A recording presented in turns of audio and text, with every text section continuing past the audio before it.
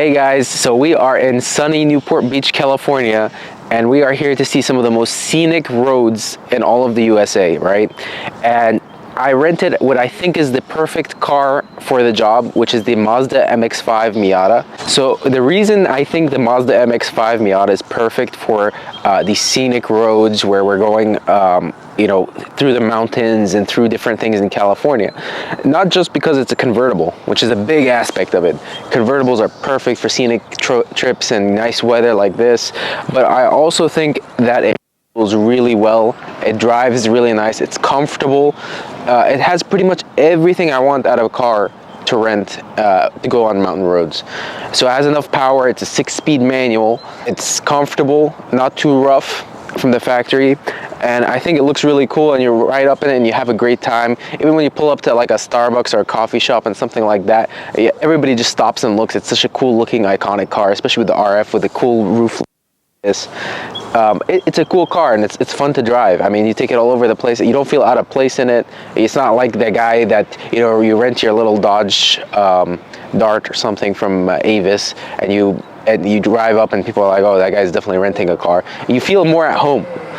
And a really cool part about this whole thing is because I rented it through Turo, it was only like $49 a night, which is the same as the Dodge Dart. So it didn't cost me anything extra than a normal economy car. It's also really good on gas. But the last part that's really interesting is the way that it makes you feel. It kind of feels like an M car. So it reminds me a lot of my Z4. Actually, I wouldn't say an M car. I would say like a Z4 non-M, like an 3.0 IS or something. It has enough power, but the raw feel of it feels like a BMW. It doesn't feel like, I mean, I haven't driven many Mazdas, so I can't tell you, but it does feel a lot like a BMW.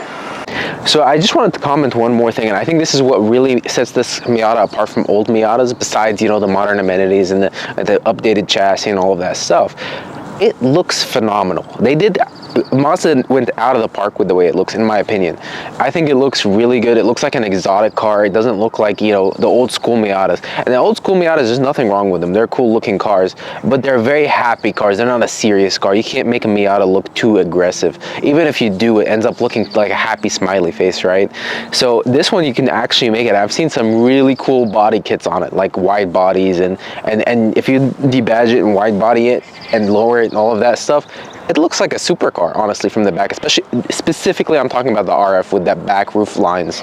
But I think it looks really fantastic. All right, guys, so this is really where this car shines. This is why we're here. This is why I rented this specific car. This is why we're in California, for these beautiful mountain roads and the top-down 6-speed manual experience with a car that handles amazing. And it's just going to be really fun. I'm going to take you guys along with me, and I'm going to explain.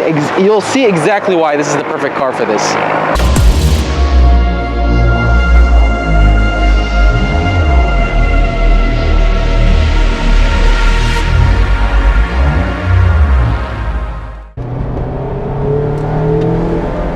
Look at these twisties, the thing just eats it up.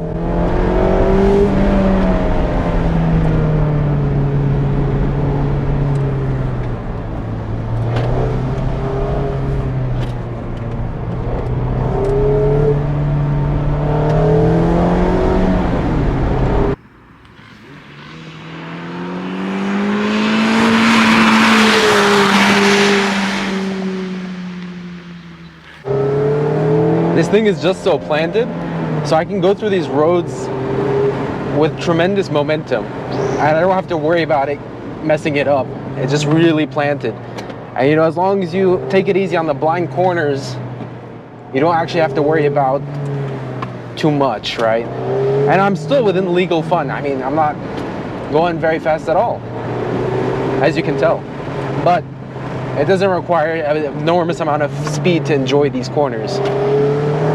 And you're going through the gears, and you're staying within second or third, a little bit of third on the long stretches, and you take this corner, and oh man, what a blast.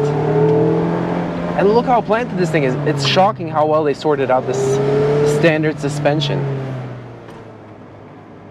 It grips and grips and grips with very little body roll. but you'll go over a bump and it's very composed. It's not like you're riding on coilovers or anything like that where it's stiff. It's actually quite soft. No, Mazda did a really good job with this car, and they always have been. Always Miatas have been very good, but I think they did a really excellent job with this generation. I think it's very overlooked. I think a lot of people they're like, oh, I didn't make the power upgrades as much. They didn't really focus on power too much compared to other cars in this category. But handling is so good. The top-down experience is so good. The refinement on the ride is really nice. It feels much more luxurious on the bumps, even though it's not a luxury car, but it still handles superb. And I think it handles better than the FRS or something like that. Let's see. And from the factory, it sounds really good. I mean, listen to that note. It's mostly engine noise, and it gives you that 4-cylinder sound, but it's more rally sound than anything else.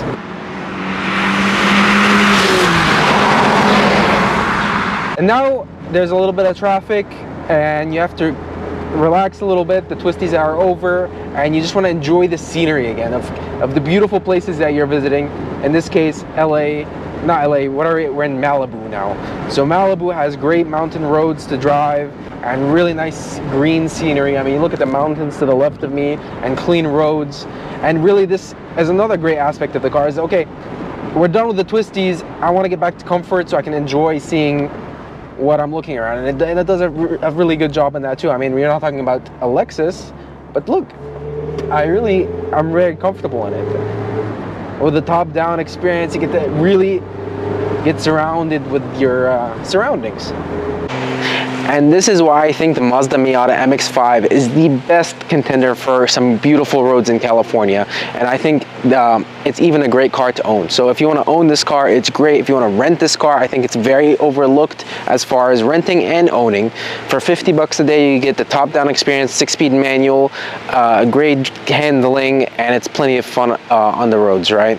And not just to mention that, it's also great on gasoline. You don't have to put too much gas in it. It's a 4-cylinder.